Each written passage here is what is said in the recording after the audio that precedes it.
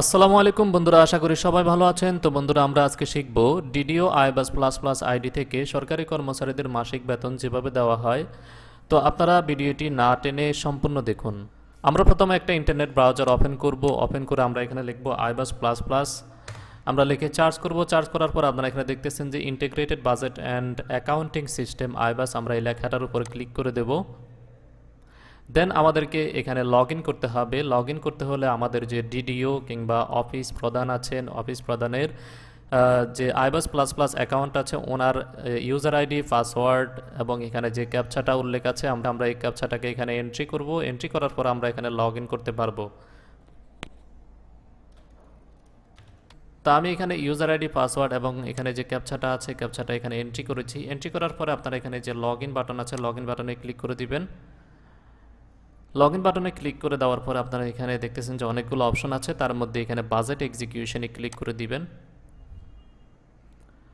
তারপর আপনারা এখানে দেখতেছেন যে দুইটা প্রশ্ন আছে। এই প্রশ্নগুলোর উত্তর আপনারা 1 নম্বরে দিবেন গ, 2 নম্বরে দিবেন খ, দিয়ে আপনারা এখানে সাবমিট বাটনে ক্লিক করবেন।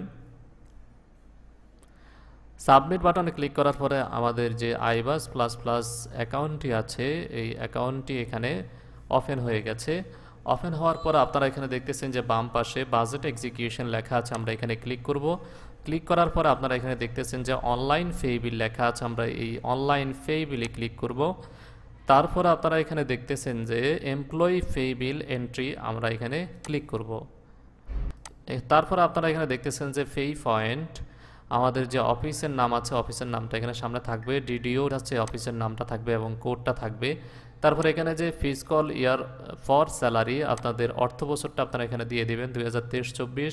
মান্থ অফ স্যালারি আপনারা এখানে মান্থ অফ স্যালারি কোন মাসের যে স্যালারি করতে চাচ্ছেন সেটা দিয়ে দিবেন 1 জুলাই 2023। তারপরে ফিসকাল ইয়ার ফর অ্যাকাউন্টিং, তো এই অ্যাকাউন্টিংটা যে আপনি করতেছেন এটা কোন অর্থ বছরে করতেছেন, তো এটাকে আমরা 2023-24 দিয়ে দেব।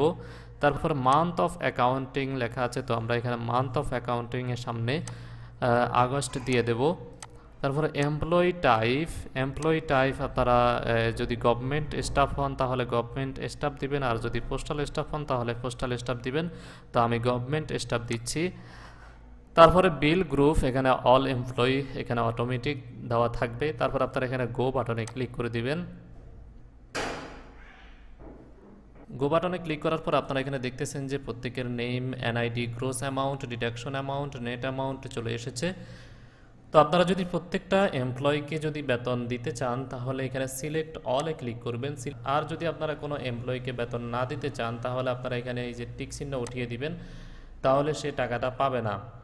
তো আমি এখানে অল দিয়ে দিচ্ছি। অল দেওয়ার পরে আপনারা এখানে দেখতেছেন যে সেভ আছে একেবারে নিচে, আপনারা এই সেভ বাটনে ক্লিক করে দিবেন। সেভ বাটনে ক্লিক করে এখানে ইয়েস দিয়ে দিবেন।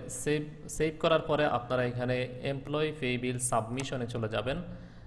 সাবমিশনে গিয়ে আপনারা এখানে ফিসকাল ইয়ার 2022-23, তারপরে এখানে আপনারা এখানে 2 আগস্ট 2023 এটা দিয়ে দিবেন। দেওয়ার পরে এখানে এই যে গো বাটনে ক্লিক করে দিবেন।